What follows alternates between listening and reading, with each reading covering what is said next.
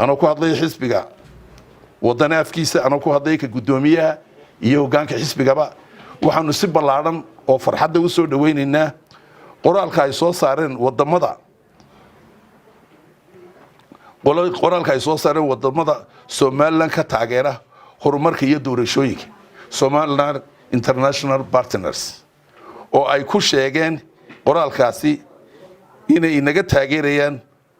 doorashada madaxtooyada ee soo socota ay noo qabsoomi doonto November 2022 sidoo kalena ay cadeeyeen in xisbiyada mucaaradka oo xisbiga wadani iyo xisbiga ucid ay arintaasi ay ku taageereen oo ay aqbaleen waxa kale farxad weyn oo ah in madaxweynaha jamhuuriyadda Somaliland iyadana sidaas leeg u soo dhaweeyay diyaarna ay u yihiin in doorashadu qabsanto November 2022 doorashada madaxtooyada lagu tartamayo ee dalkan lagu tartamayo cidii hogaamin lahayd waqtiga ay gaadho ee lagu tala galay taasina waxaan ku bogaadinayaa xukuumaduna iyo xisbigeedubana inay aad iyo aad u taageereen oo ogolaadeen axsaabka mucaaradkuna ogolaatay iyaguna ay naga caawinayaan wixii dhaqaale ku bixi lahaa doorashada inoo soo socota November sanadka 2022 ay inoo ballan qaadeen in ay inaga caawin doonaan gudidii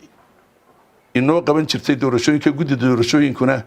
ay dhawaan ugu amba bixi doonaan Nairobi si ay hawlahaasi u daba galaan dhameystirkeeduna ula soo noqdaan marka taasina farxad weyn bay noo tahay hambalyaanu leenahay diyaar baanu nahay inaan ka qayb galo doorashadaasi ilaahayna waxaanu ka rajaynaynaa guusha kuwa ku guuleystay inaan noqono shacbigana waxaanu leenahay waa